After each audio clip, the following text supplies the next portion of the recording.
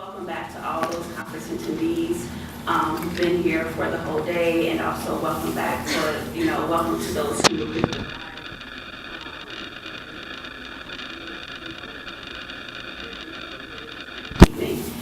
We'll see who else comes or shows up, but one thing I am happy about is just the depth and the quality of the engagement that's happened over the past 8 hours. It's been truly miraculous, and there's been a lot of just incredible talent, genius,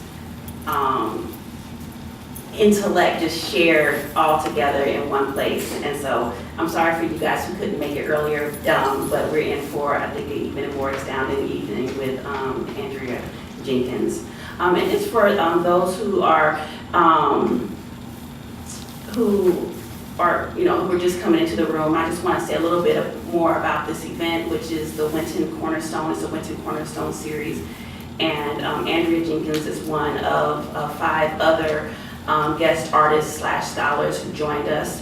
The others include Signe Haraday, who's here, and Shay Cage from Mosaic Theater, as well as Alexis Pauline Gums, and Ruth Nicole Brown and her graduate students from We Levitate. So it's been incredible. I hope you guys don't see some of the clips that might be posted on Facebook. It really wasn't me doing that. Yes, it was, and it was brilliant.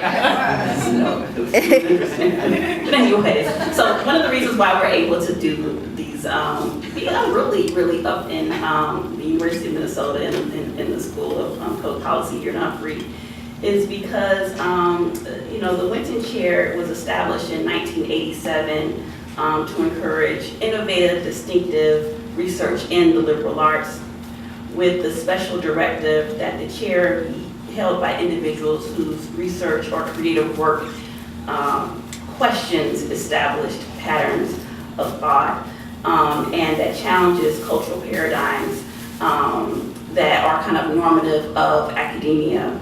And I think that we were able to kind of do that. These Cornerstone events are 3 to 5 day intensive visits from exceptionally innovative individuals, groups, or groups of scholars and artists, without regard to traditional concepts of discipline or medium. And in keeping with the mission of the Winton Chair, these visits aim to catalyze new intellectual relationships within and among the College of Liberal Arts, university, and also the broader community. And these Cornerstone visits are encouraged to think outside of formal forms of academic presentation and pedagogy.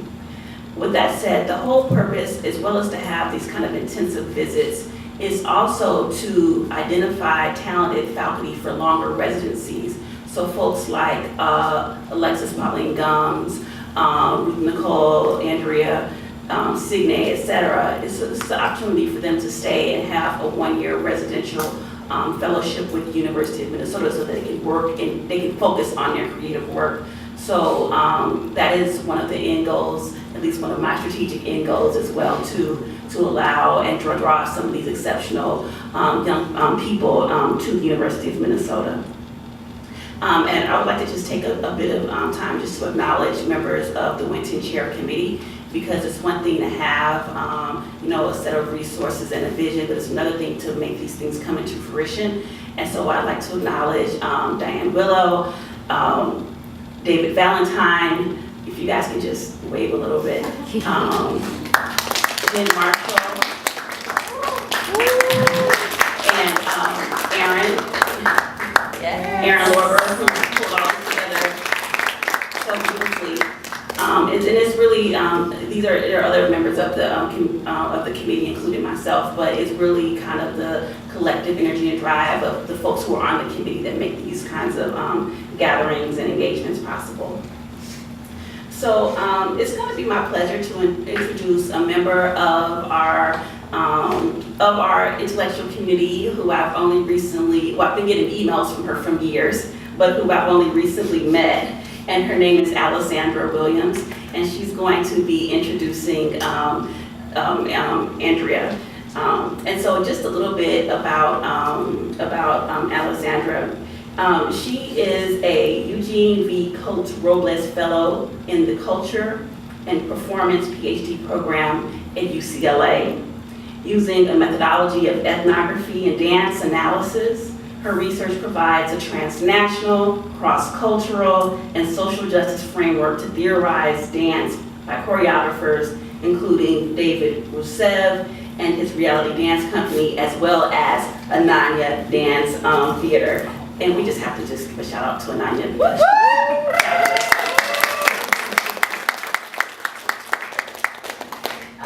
Originally from Minneapolis, Alexandra Williams, her coordination, her campaign coordination work with the Higher Minnesota Coalition earned her the Grassroots Solution Organizer of the Year Award, and she also earned her BA in American Studies and Dance at Macalester.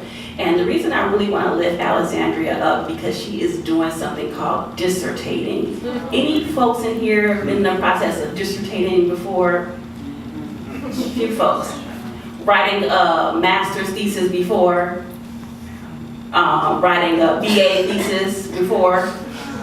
Writing that term paper that's due on April 25th? Oh my God. Well, she's in the thick of writing and in the thick of her creative process. So I want us to give a very warm and generous welcome to Alexandria Williams, our Houston resident.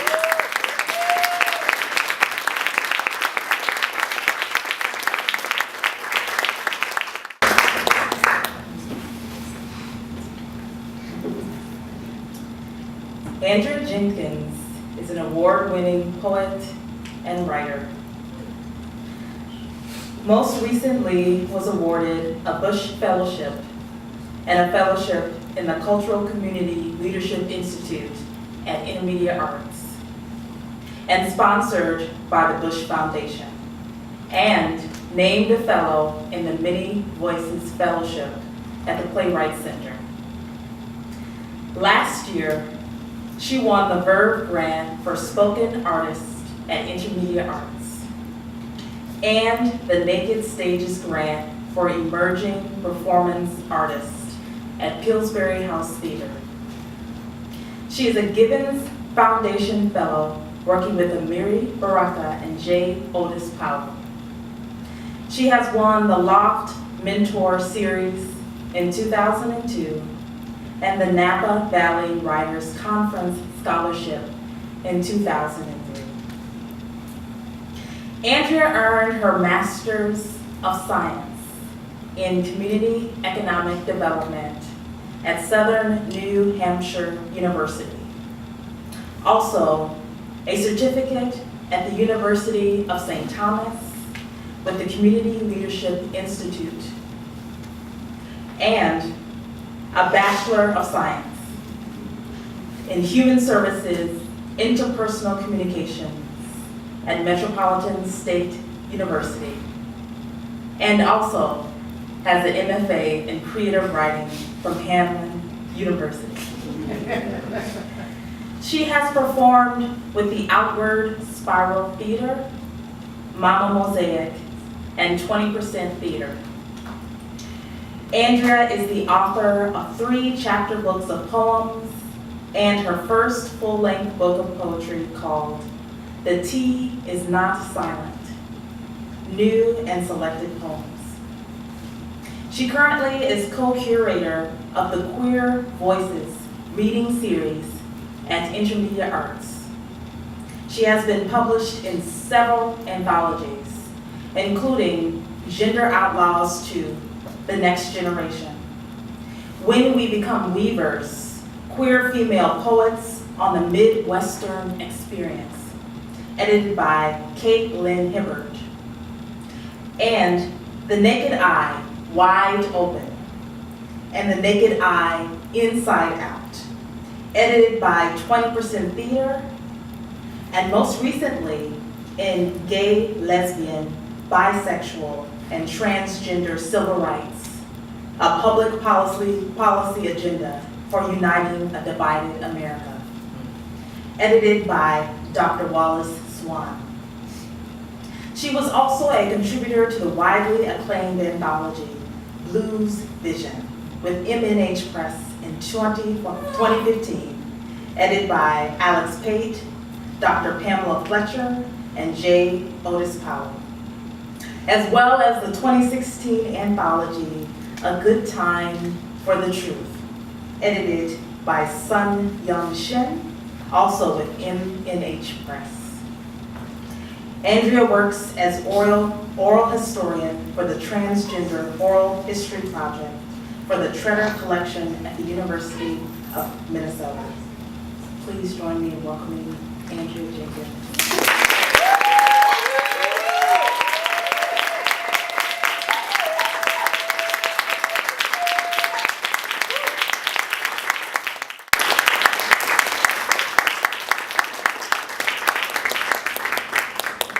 Thank you, Alexandria. Thank you so much. Thank you all so much for being here. I'm gonna move this a little bit. You guys hear me? Yes. Yeah.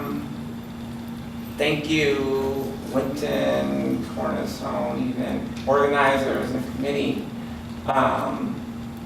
It really is an honor to be able to be here with you guys this evening, to be a part of this convening, learning to breathe.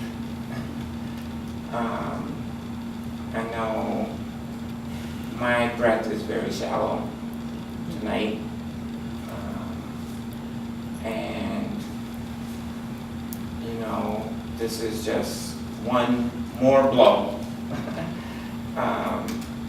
to our beloved community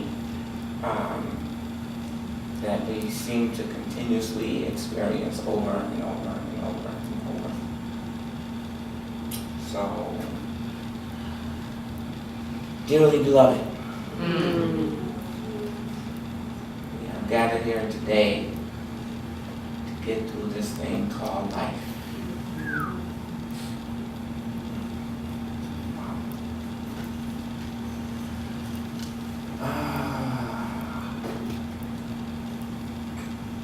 A requiem for the queers, or why we wear the color purple.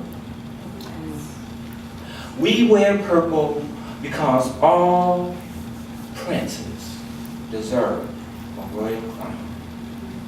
Because it speaks volumes to those who claim they are colorblind, and it connects us to an ancient cultural legacy. We wear purple because Marsha P. Johnson and Sylvia Rivera, two stars, street transvestite action revolutionaries, wore purple when they marched at Stonewall. We wear purple for all the queers who died on June 24, 1973 in New Orleans, when a bigoted homophobe sprayed Ronsinol lighter fluid on the stairs and tossed a match. And the ensuing flames traveled to the upstairs lounge, killing 32 people 42 years ago, just 4 years after Stonewall. We wear purple for all the queer and questioning youth that will sleep under a bridge or trade sex for a place to stay tonight. We wear purple for the indigenous, two-spirit people representing our struggle on the daily. We wear purple because radical women of color feminism shapes our mindset and thought process, offering critical resistance to the prison industrial complex, male patriarchy, and religious subjugation.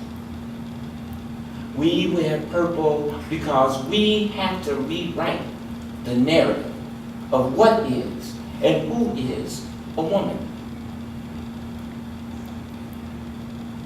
We wear purple because the intersections of race, class, gender, and sexuality is the street we live on, and we can't move even if we wanted to.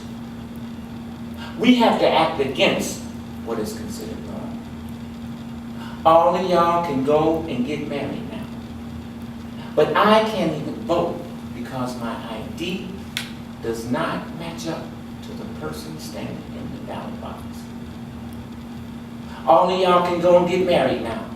But I still have to suffer a urinary tract infection because I can't go to the bathroom in some public spaces.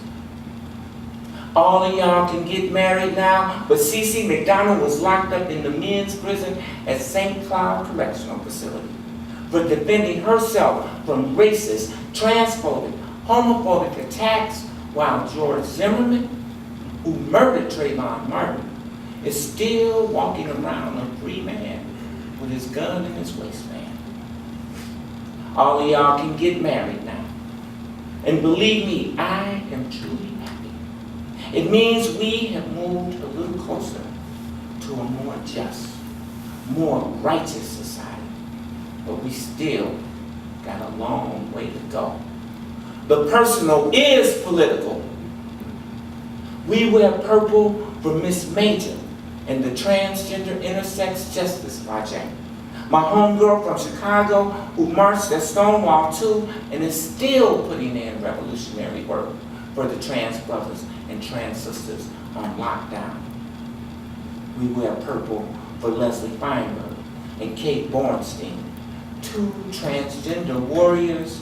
We will never forget what they taught us about who we are and what we are and how beauty is our birthright too. For my people, my beautiful queer people. And what if love was the most powerful word in the ethos? Love. Love, love, love, love, love, love, love. And what if my queer people were the embodiment of that love, representing everything and nothing?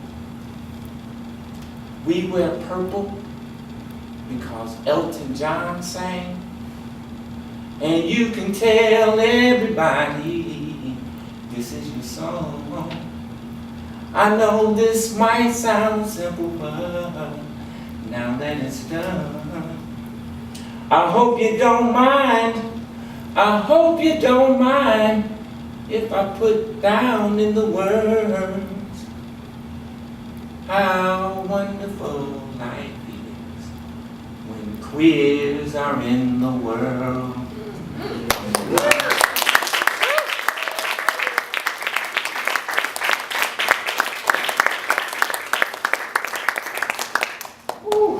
Man, wow, this has been a crazy day.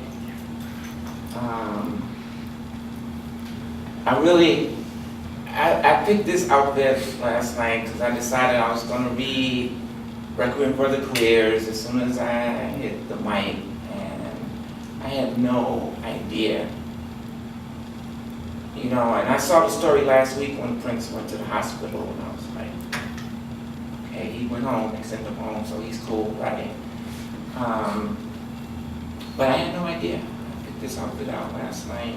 I decided to read that poem, and you know, Prince has had a really deep and profound impact on my life, and I'm sure everybody who's sitting in this room can probably tell you a story about Prince. You probably have ran into him somewhere in the Twin Cities. You went to his concerts. You made love to his music. Like, you have been impacted by Prince. And he was just that dude who was just always there, man. And always in the hood, like no musician really stays in their home community very much anymore. Particularly when you achieve the level of amazing success that he had. So, you know, the cover of my new book, The Tea Is Not Silent, is purple. You know, the poem, which was written, I don't know, probably about 6 years ago.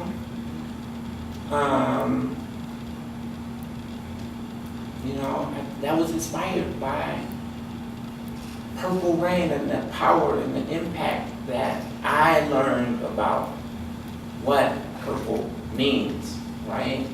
And so, but not only that, Prince was a revolutionary. His music was revolutionary. The name of his band was The Revolution, y'all. But he changed his name, right, to the symbol. And the reason why he did that, people say it was because he wanted artistic freedom. It was because he wanted economic freedom. And so he took control of his music. He took control of his label and said, no, Sony, Warner Brothers, whoever, like, I'm running this. And yeah, y'all have a contract on my name, so guess what? I'm gonna change my name. And I'm gonna produce my work myself. And I'm gonna distribute my work myself. And so, this book and all of my chapbooks have been self-produced, self-created, from the very concept of Prince and his commitment to Black liberation and Black freedom and gender freedom and gender expression in ways that people had never, ever imagined, right? Like, he made who were uncomfortable with his appearance, like, love him. Dave Chappelle. I remember that episode with Prince playing basketball, right? But he created this sort of sexual freedom in the Black community that I don't think people were really talking about in mass appeal ways like he was able to do. And his music, his work, his life just touched so many people. So shout out to Prince. Rest in peace. He inspired another poem that's in the book. It's called Darling Mickey. Who was a very, very dear friend of mine who died of HIV and AIDS, who was what some people would call transgender. She called herself a drag queen. She never really identified with the labels that that you guys were talking about this morning in terms of people not sort of accepting the language from the academy, right, and resisting from that. So she always saw herself as a drag queen. Darling Mickey. Before the morphine kicked in, before the commute was 2.5 hours, and pneumonia was a semi-annual calamity. All the way back before you made all the men horny, before they figured out that you were a top and liked to be in control, before the leaves turned red and gold on the tree that was your life, before lonely was attached to your soul, anchoring you to your bed, before the sores took over your body and your face and pain was your constant companion, before you cut off all of your friends who loved you, you were a star, and everybody knew it but you. It's like so many shout outs I gotta do tonight. I mean, 3 weeks ago, Mike Freeman got on TV. Live. Mike Freeman Hennepin County City Attorney, Hennepin County Attorney, rather, told us a fable, a fairy tale, the myth that has been going on since we landed on these shores in 1916 about black men scaring people. Like this 23, 24-year-old young man scared the police who have a gun, a taser, they got on steel-toed boots, they got body armor,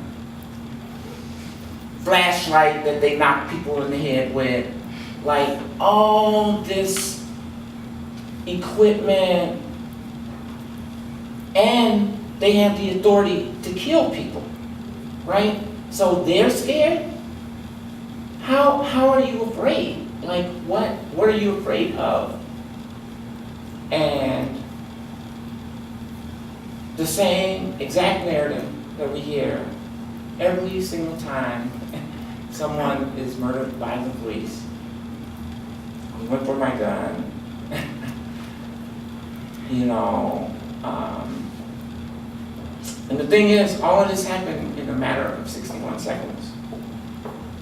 From the moment they arrived and began to tell him to repeatedly take your hands out of your pockets.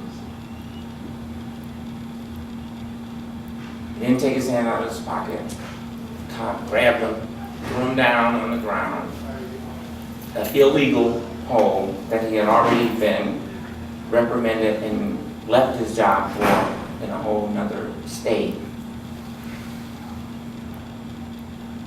The guy puts his gun to Jamar Clark's head and says, "If you don't let go of the gun, I'm gonna shoot you." Pulls the trigger one time and doesn't fire. Pulls the trigger the second time and lodges a bullet into his head. And before this, Jamar Clark told him, not once but twice, that he was ready to die. A 24-year-old man said, not once but twice, I am ready to die.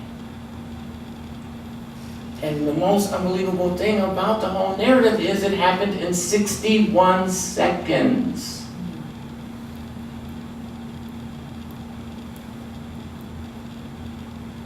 So there's this test that was done, this experiment, this study in 1954, I believe, the black babies and the white babies, and the children implicitly always thought the white baby dolls were good, pretty, and the black baby dolls were ugly and bad.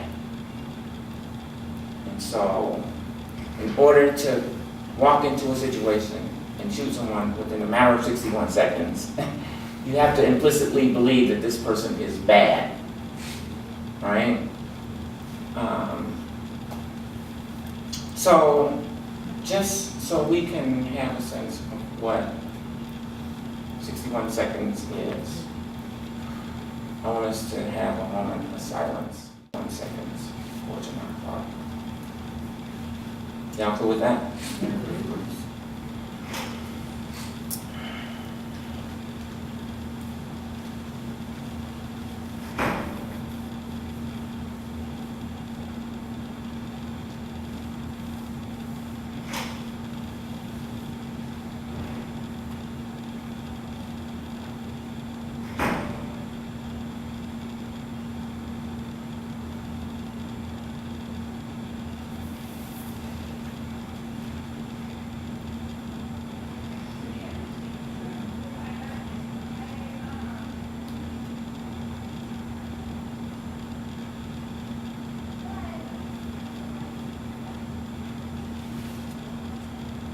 Wow.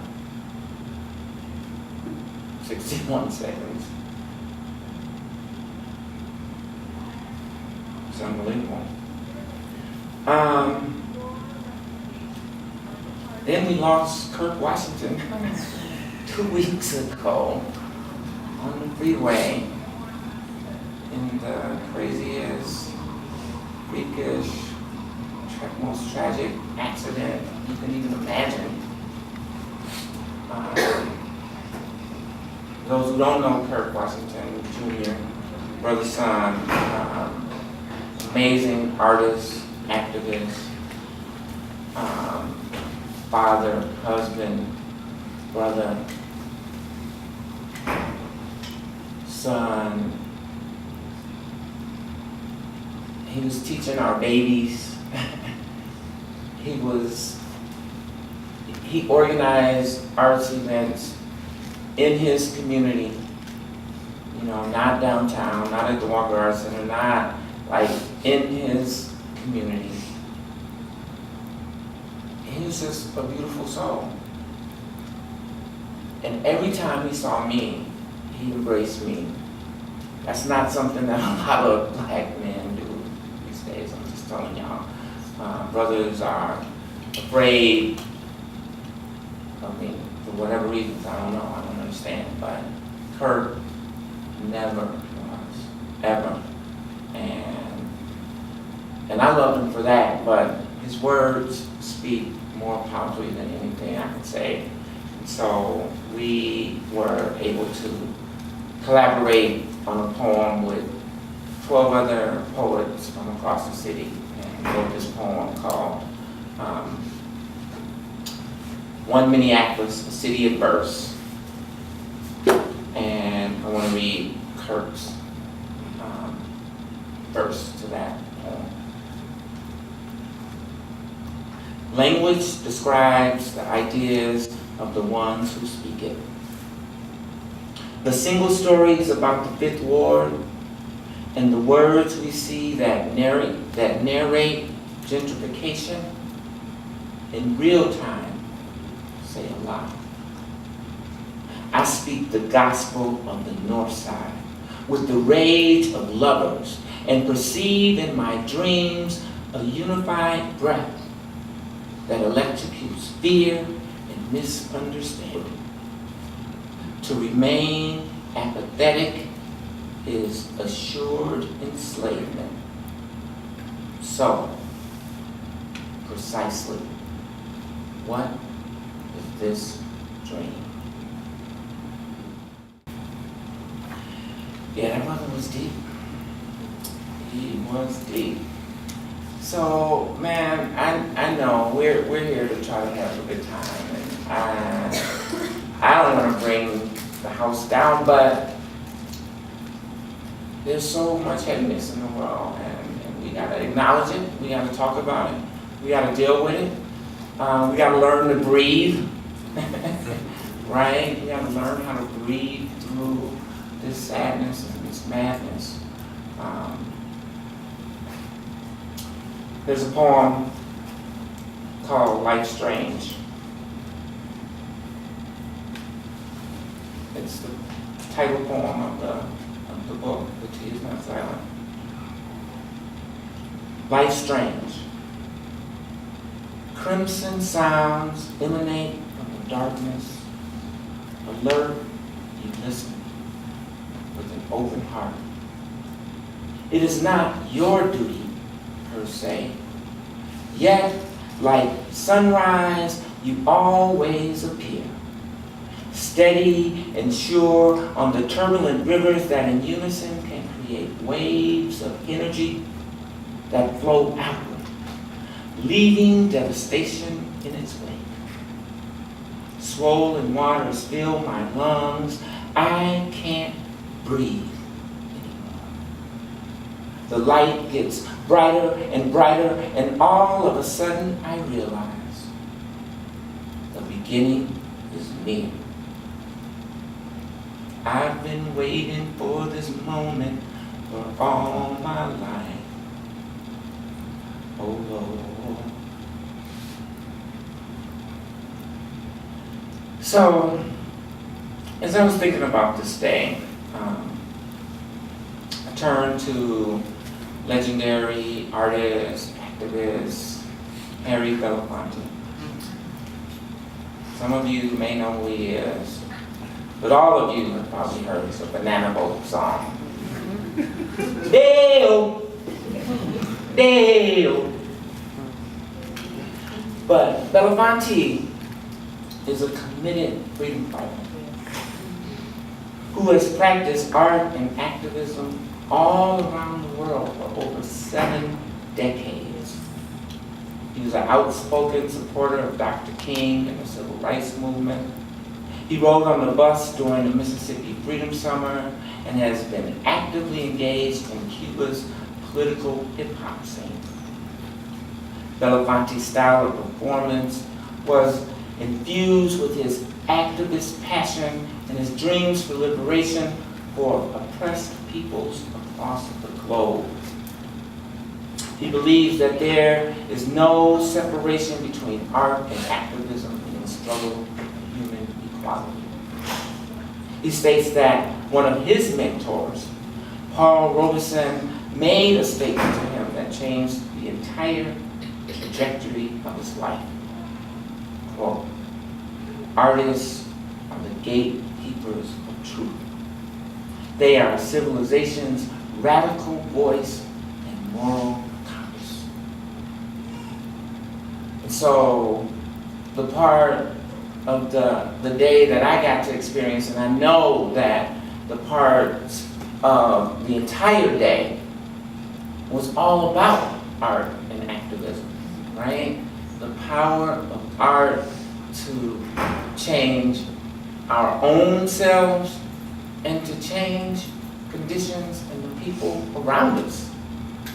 And so I stand before you today as an artist, as an activist. My poetry is how I carry these movements for liberation within me. So, last summer, I had this, it was an amazing opportunity in many ways, but, you know, with that opportunity came I felt this heavy responsibility. So I was the Grand Marshal for Twin Cities Pride last year, right? And yeah, this is like one of the largest pride announced that marriage equality was the law of the land in all 50 states, and you know, I mean, it was this huge moment for justice, this progress. You know, when they talk about progressives, people call themselves progressives, you gotta see progress, like that's progress, right? But at the same time, if that progress was being made, 18 trans women of color had been already murdered in 2015. And so, you know, I saw this opportunity of being the Grand Marshal for Pride as a way to sort of combine the activism of, you know, my work around LGBT issues and certainly more specifically transgender issues. I saw it as a chance to do a public art piece, I would say. Performance, maybe. And so I'm going to show this video of it, and it kind of explains itself. So when God called me, hang on, you guys can't hear that, can you? Told me that I was selected for Grand Marshal. The first thought that comes to my mind, I want to create this space for trans and two-spirit. Should I start that over? Yes. And so I immediately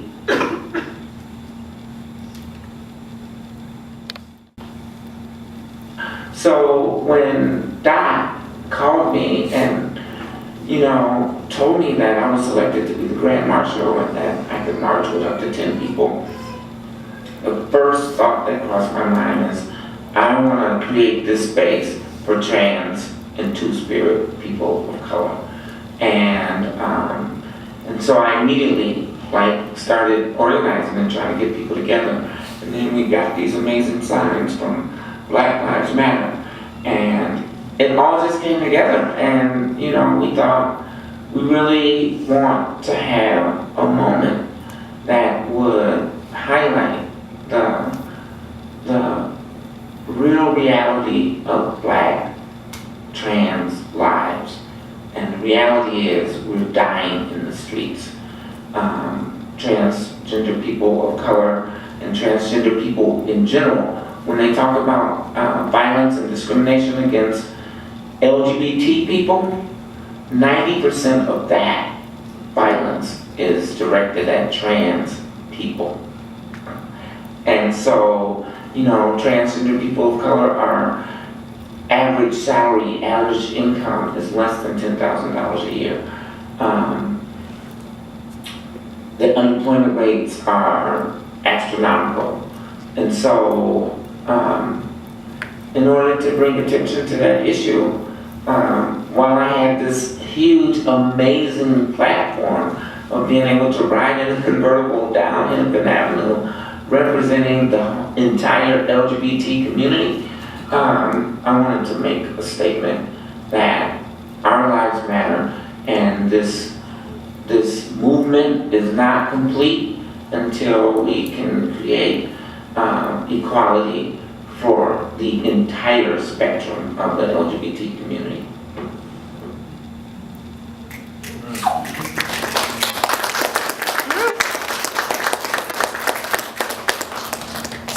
So that's I guess a little sort of demonstration of art and activism in my mind. And again, certainly I think that the poetry that I engage in, the art forms that I get to be a part of, all sort of lend themselves to trying to create some level of awareness around an issue, around a concern, to elevate people's thought processes. And so today, I hope to really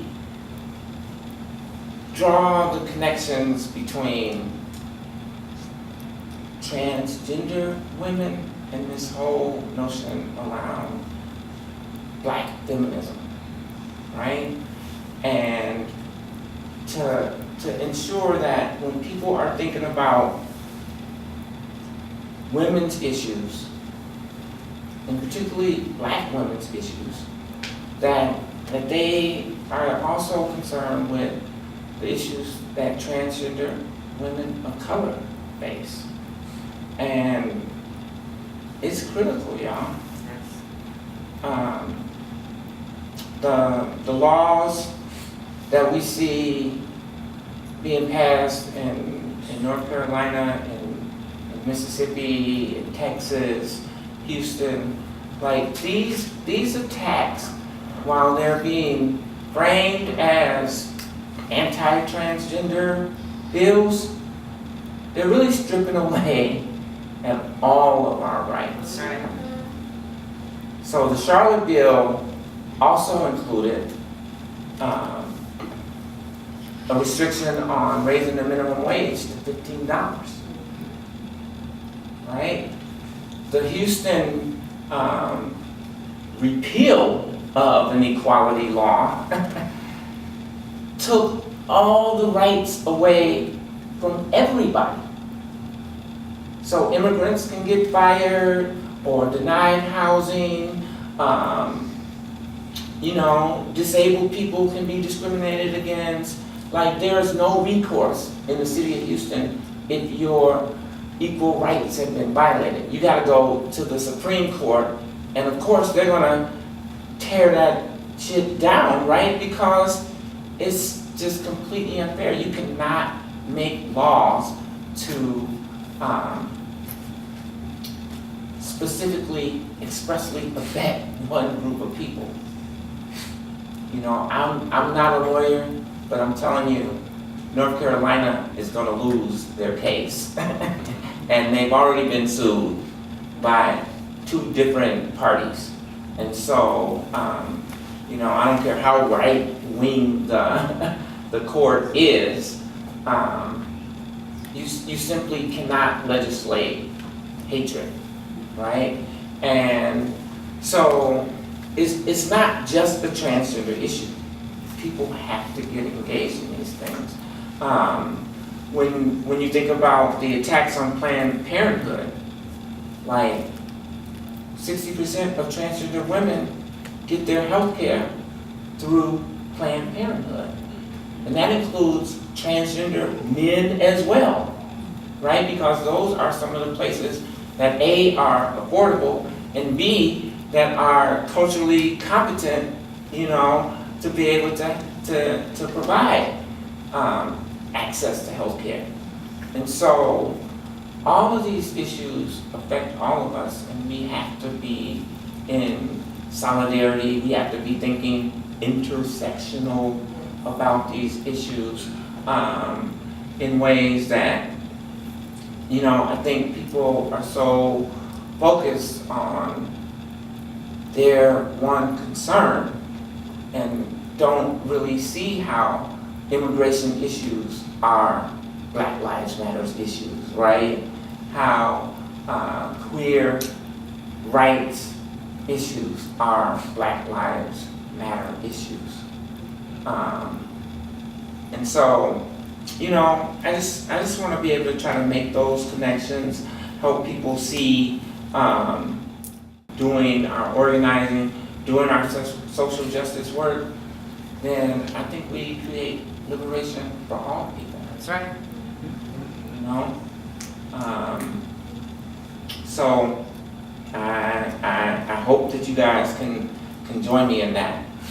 Alexandra mentioned that I was most recently published in this new anthology that just came out on April 5th, was the launch date.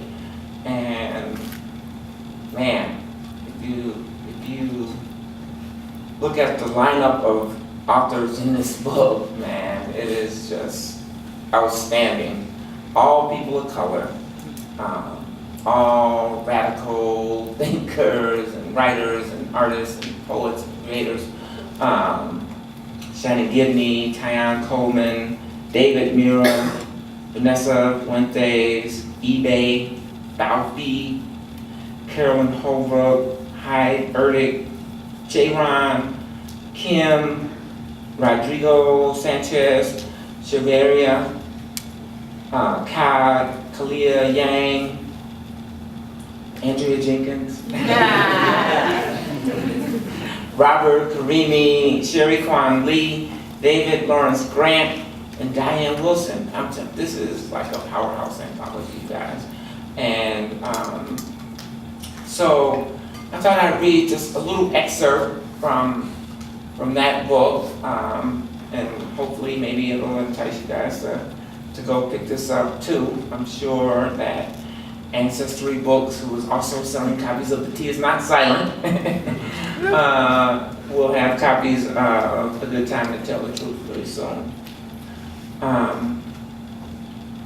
You know, Prince had a song about reparations. That was dope. And so, so I think I'm gonna read this excerpt is titled Reparations. In his article, The Case for Reparations, Ta-Nehisi Coates states, the early American economy was built on slave labor. The Capitol and the White House were built by slaves. President James K. Polk traded slaves from the Oval Office.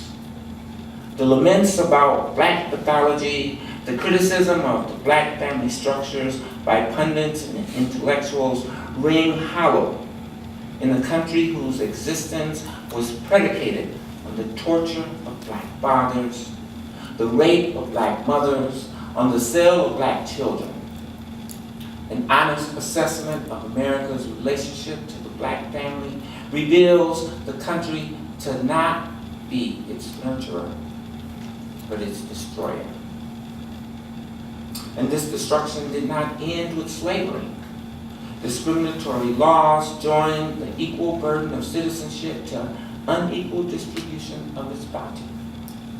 These laws reached their apex in the mid-20th century when the federal government, through housing policies, engineered the wealth gap, which remains with us to this day. When we think of white supremacy, we picture color-only signs, but we should picture pirate flags. This is the historical trauma that I carry with me on a daily basis. I interact with white people because I understand that it is not the individual, but rather the system of white supremacy that continues to hold us back. The thing is, however, that systems are created, perpetrated, and sustained by individuals. And there are people who benefit from this centuries-long, upside-down reality that renders black folks victims of the continual plundering perpetrated by this system. And only people can work to overcome those inequities in our society. I suppose that other contributors to this dialogue can tell you that black people pay more for their cars and houses than the broader population. There's a documentation that in black communities, the food at the grocery stores costs more and is of lesser quality than food offered in the suburbs.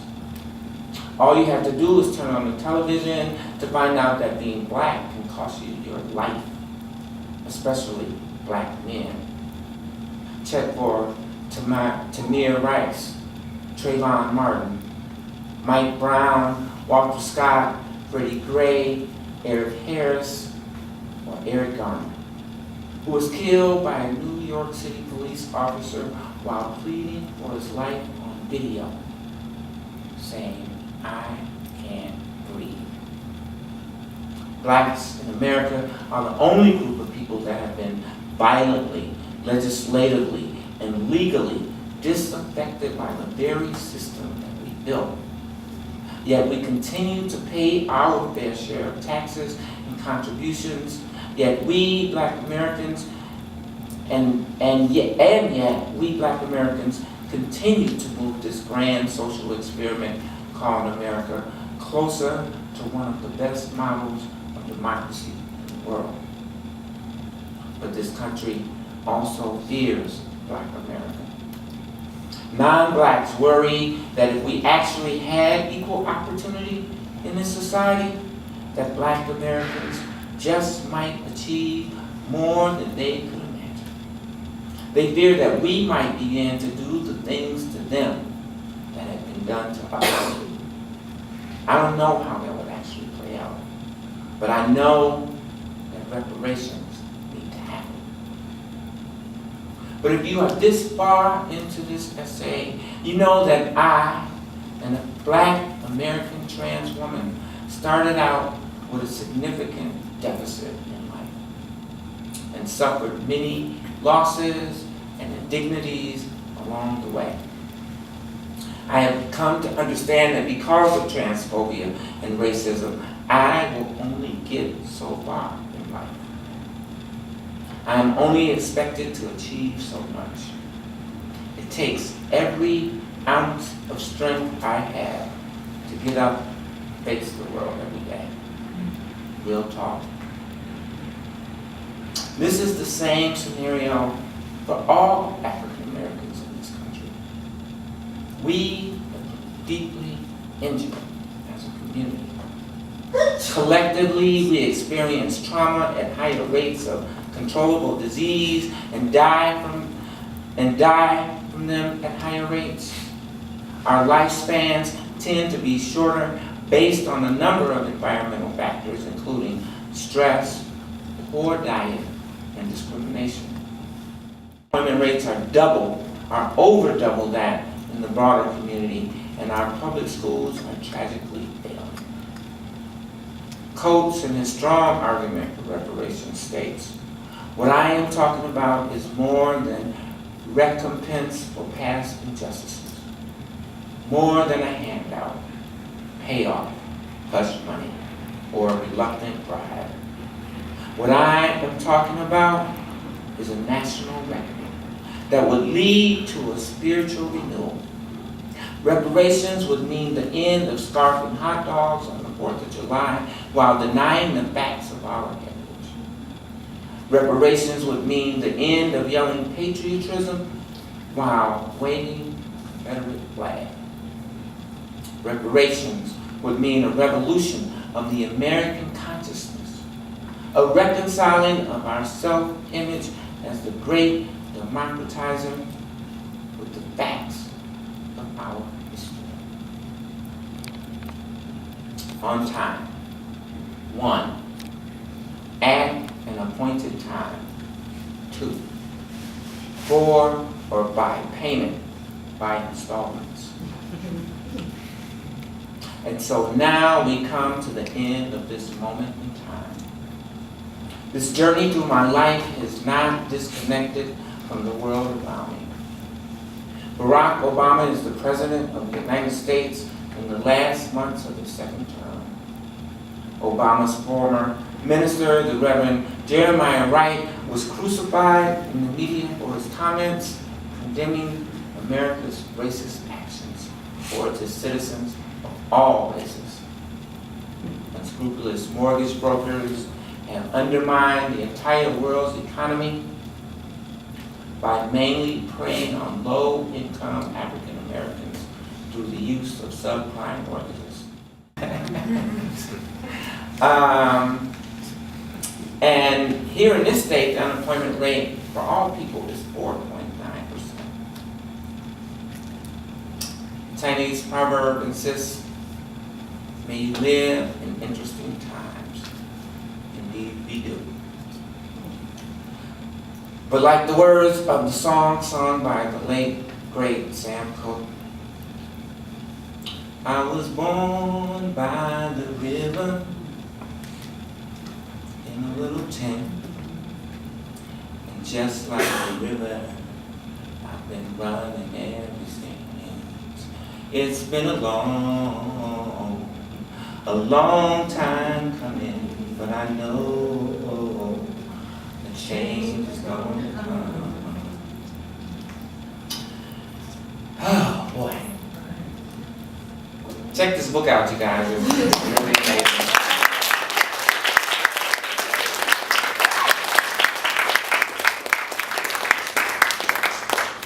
Thank you. So, I just wanted to mention a couple of other things that I'm involved in. I'm doing this amazing project at the University of Minnesota, right here on campus, like a couple of steps over at the Anderson Library. I am the oral historian for the Transgender Oral History Project, and so I get the privilege and the honor to sit and talk with trans and gender non-conforming people and document their stories, their lived experiences. I've talked to people from almost every ethnic group, from all age ranges, so I've interviewed 68 people so far. I think there are like 60 different gender identities that people sort of self-proclaim. So I think We Levitate group was talking about exploding binaries.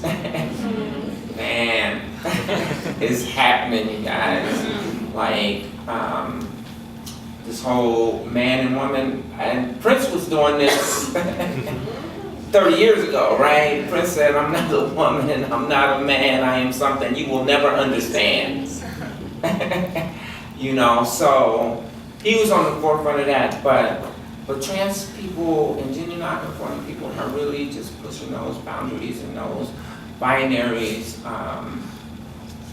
to their absolute absolute limits. And so that's an amazing project, and I see that as a part of social justice and activism, right? Yes. Documenting our lives, you know, as a Black trans woman of color, you know, I'm not supposed to be at the Winton Cornerstone Yes, you event talking shit about white supremacy. Like, that's not supposed to happen. They don't want us to be doing that. But documenting these stories, documenting these histories, it is such a joy and an honor. And people like are hungry. Like people are calling me like, Andrea, you ain't interviewed me yet. Like, what's up? Like, don't I matter? Highlight matters. You know, I'm like, I'm coming, boo, I'm coming.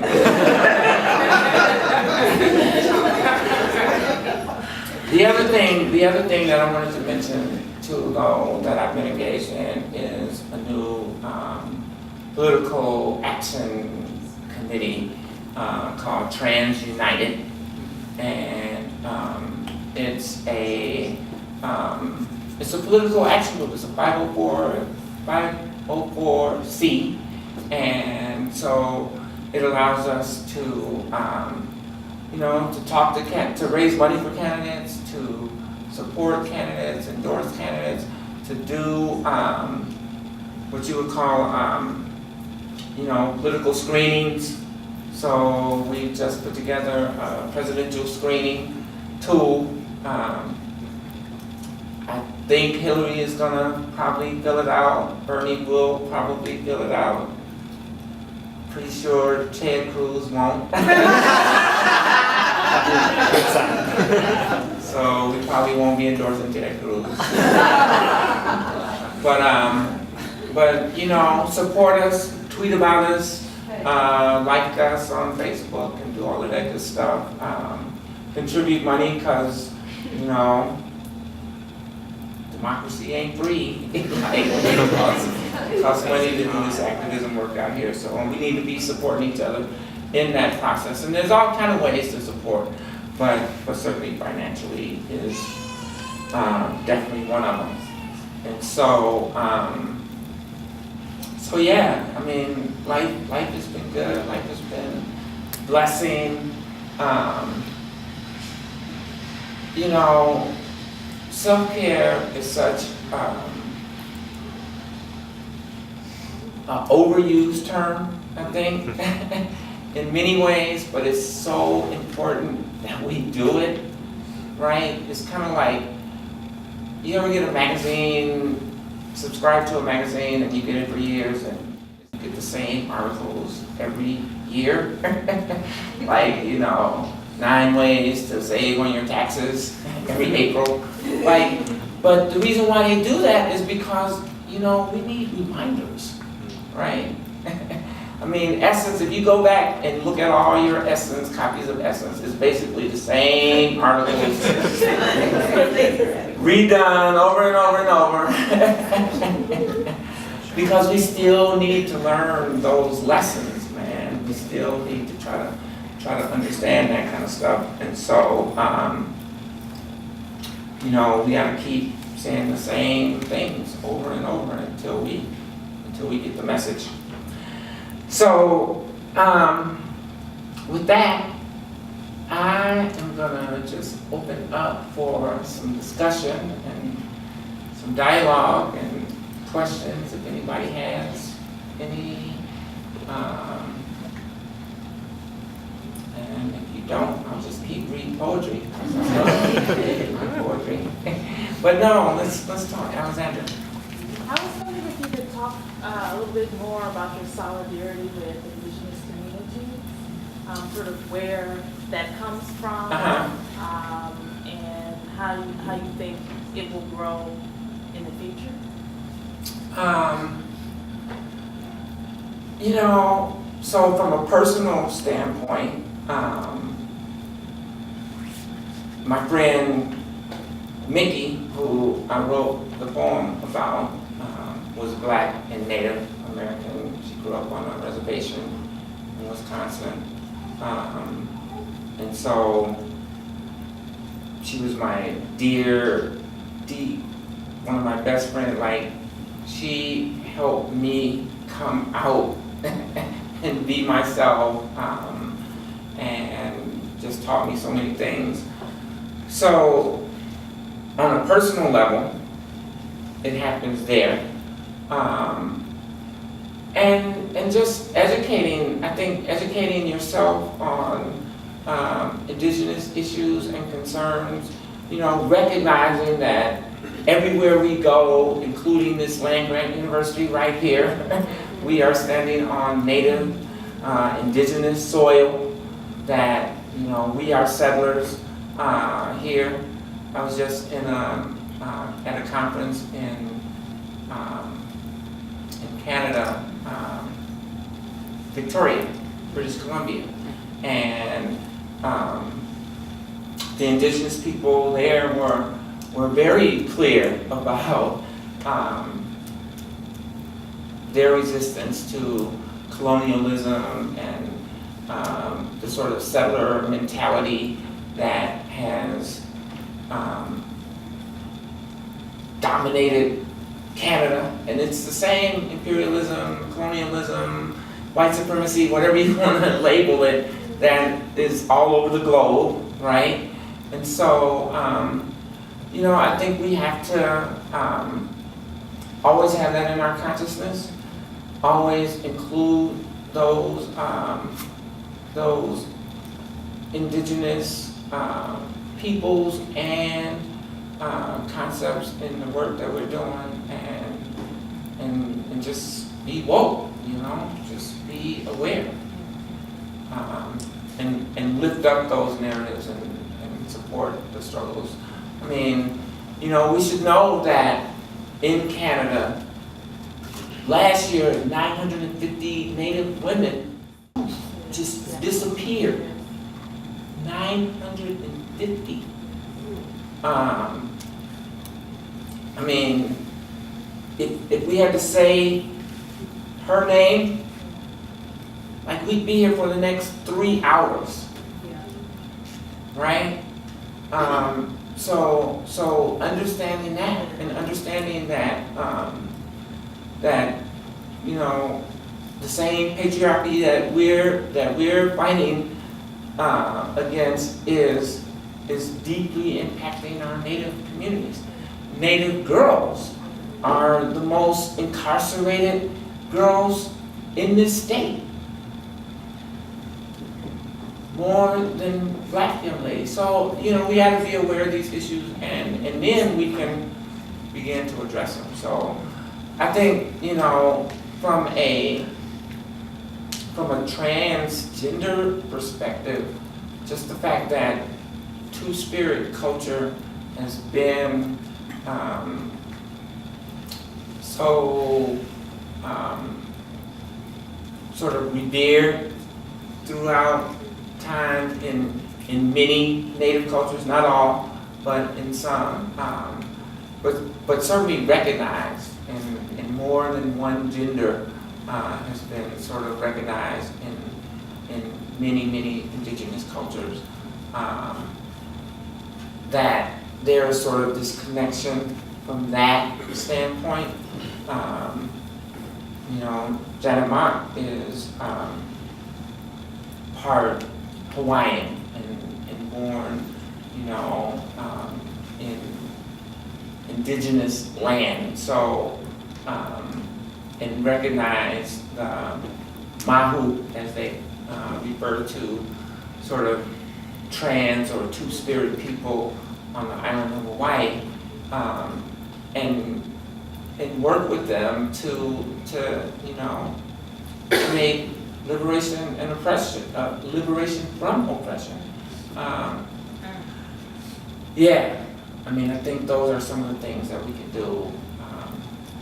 You know, all of these struggles are all interconnected, and certainly can all be, I think, more effectively addressed if we work together in points and places where that makes a lot of sense. Great question. Yeah.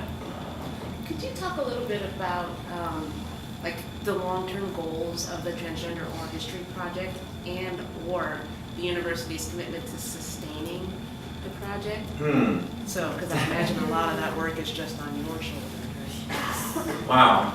Yeah, that's an interesting question. That's a really, really, really great question. I think sort of the long-term goals, some of my long-term goals are really, try to promote positive public attitudes and perceptions around trans identities and experiences. And I think, the university holds those goals. It's a 3-year project, and there's been no conversation or dialogue around sustainability. I think they don't know what to do with me a little bit, but I think, in those 3 years we can make some significant impact. Part of the goal with the stories that we collect, up to 200, so there's funding to do that. We're going to do an online digital exhibition. So that will look like sort of a collage of images that create one narrative, images and audio that create one narrative, and then have like maybe 6-minute segments of various people whose stories are really compelling and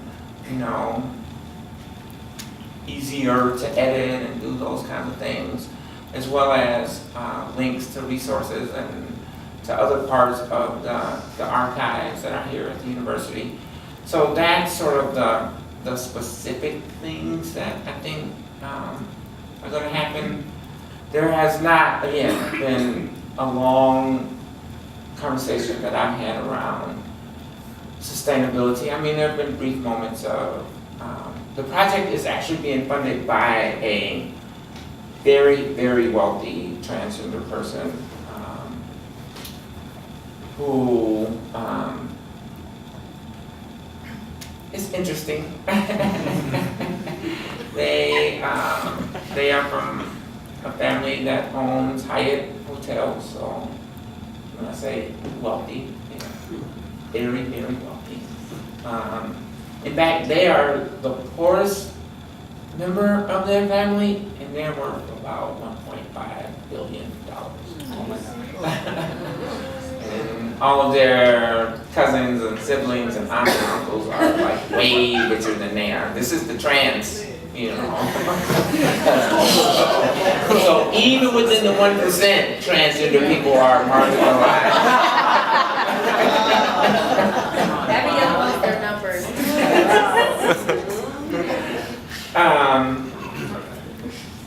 So the possibility of sustainability is certainly there, but like I said, there hasn't been a lot of conversation. But I mean, it's an archive, so the work is going to be preserved and maintained in probably the top facility for archiving in the entire country, and I say that kind of modestly, but it's true.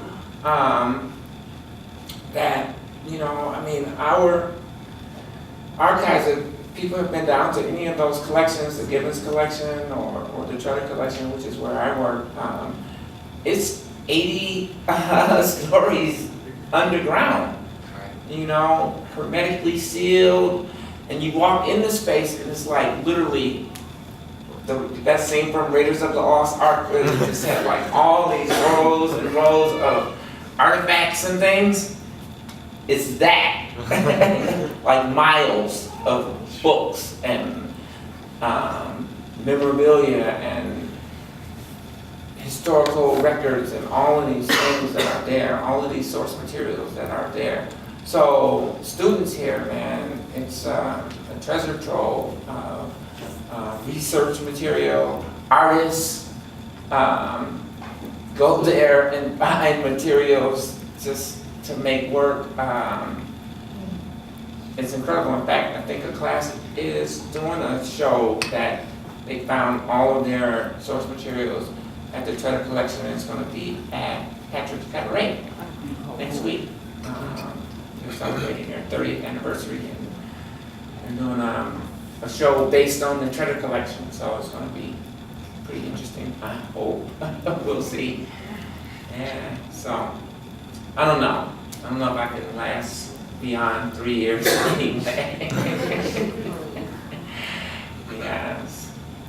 Did you have a question, Sharonda? Yes. Hey, y'all. Hey.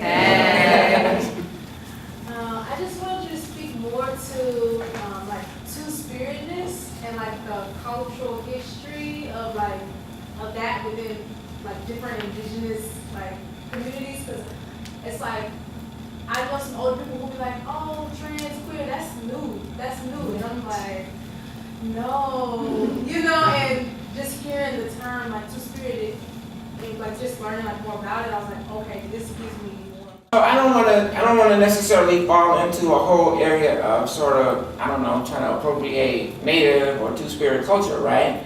But I will tell you that it certainly has been a part of many, many indigenous cultures all around the world, not just here in the United States, but all throughout the Philippines, again, Hawaii, Alaska. I mean, Native cultures all throughout North America and beyond. And certainly in African culture as well. I mean, yeah, no, this is not new.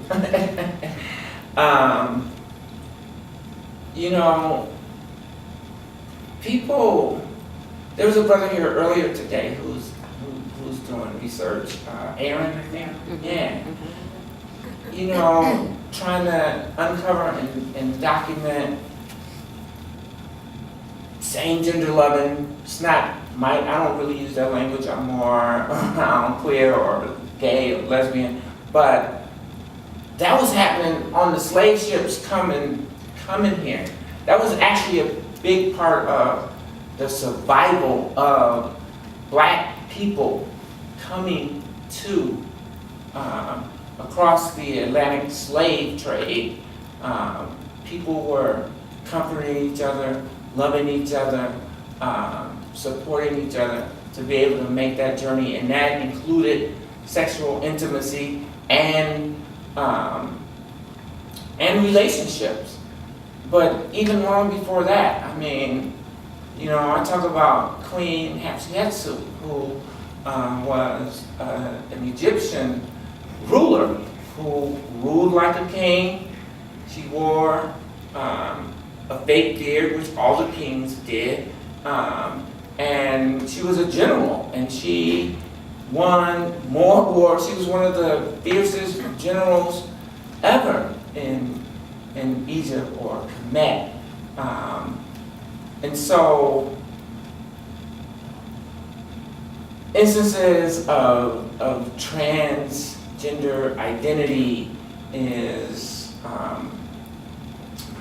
long and deeply rooted throughout human history.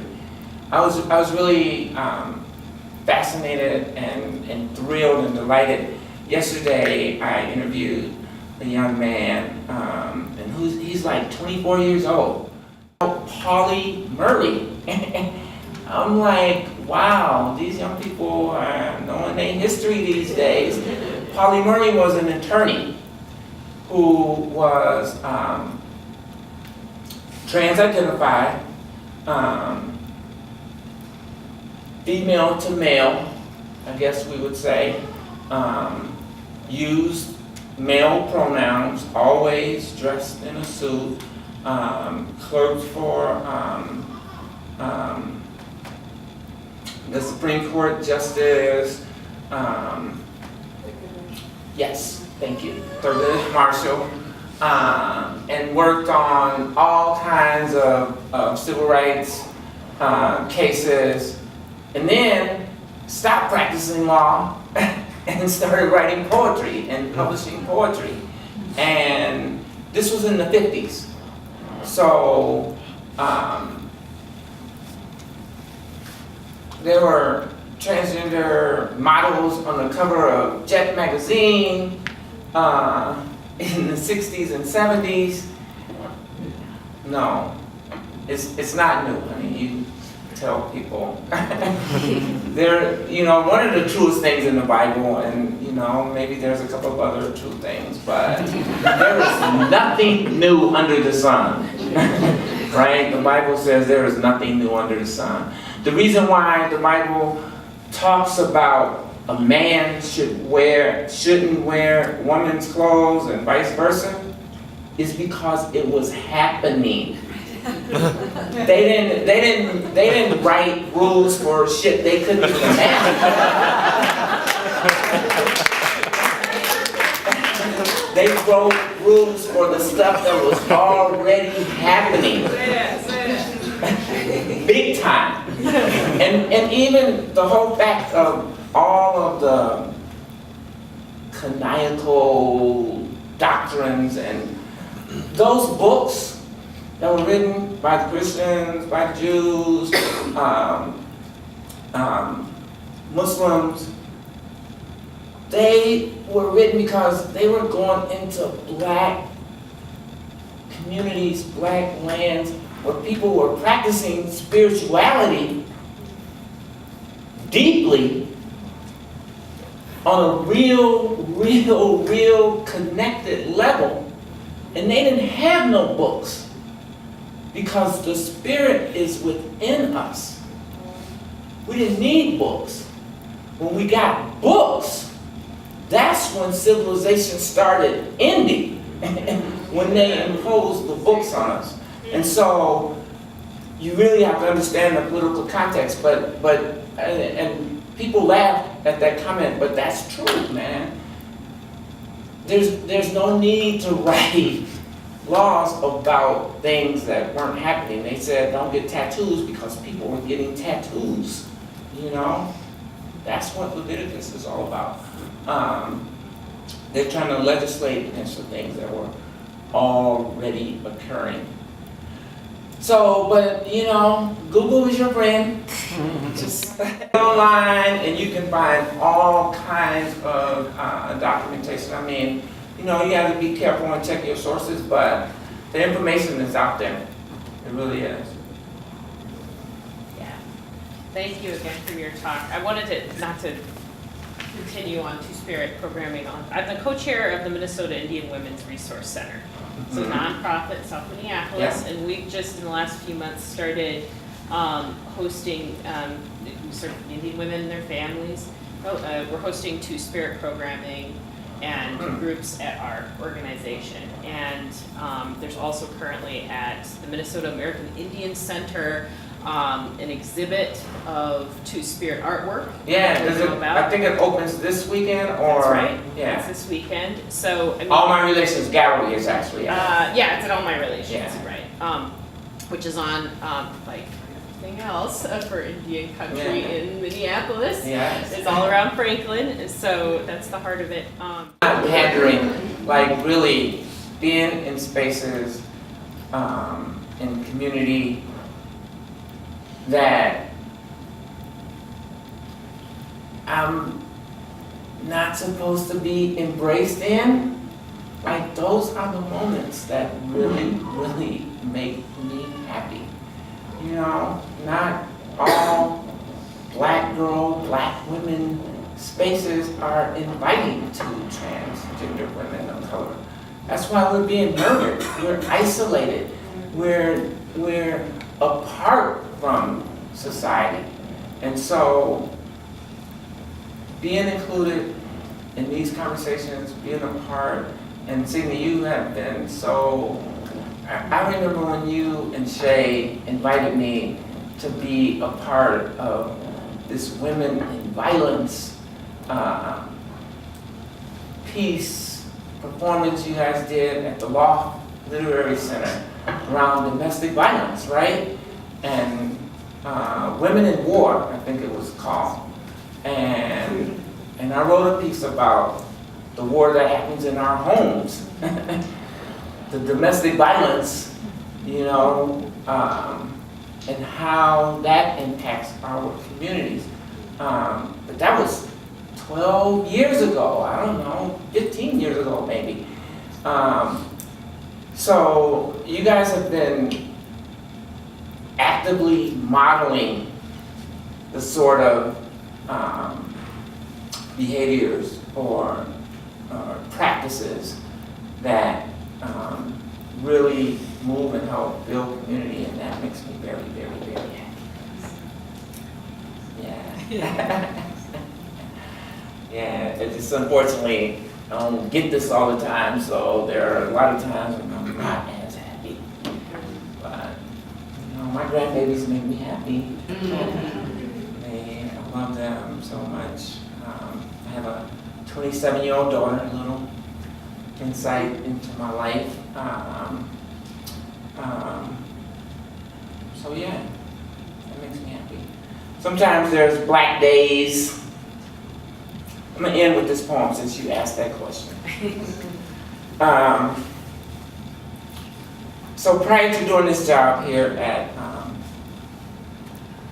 the University of Minnesota, which I just started last April, City Hall, I worked for 2 different city council members for a total of 12 years.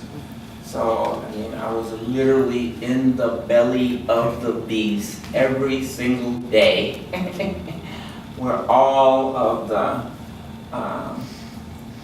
violence that gets perpetrated through the political process happens, right? And there are some really good people down there that are trying to change things, but there are some people who are really not interested in that. And so it's very seldom that there were days when I was truly happy there. But there was this one day, and I wrote a poem about it, and I called it Black Day. She is dangerously happy. The day is beautiful. There has never been a better time or place to be alive, she thinks. There is no life more perfect than her own. And she is right. Harold Nassau. Yesterday was a black day.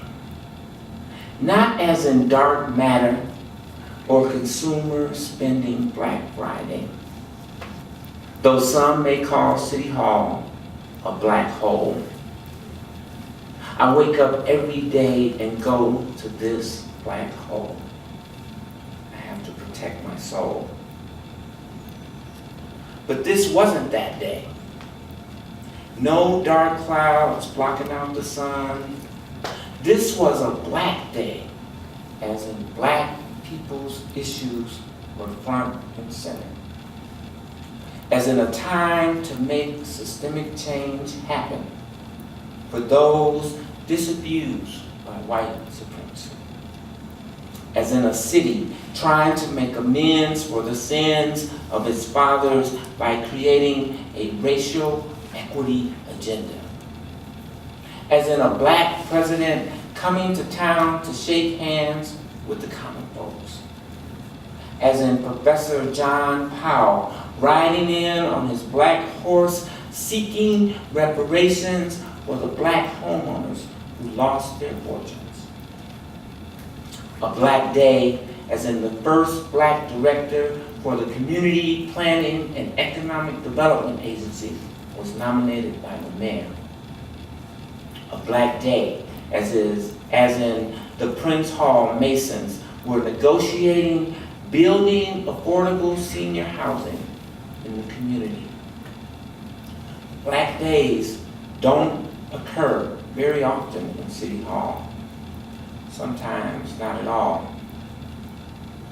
But as the president says, it's easy to be cynical, but hope is better. Stay hopeful.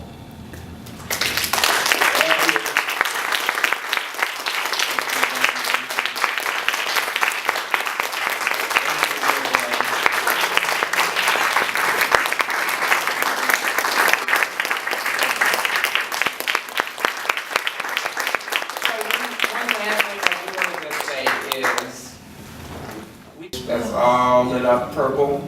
It's probably like a lot of cars, so traffic might be really heavy, but we are not I mean, we're not that far where we can actually see the bridge, so I would encourage you guys to just go pay a little homage to one of the greatest musical geniuses ever. Thank you so much. Thank you.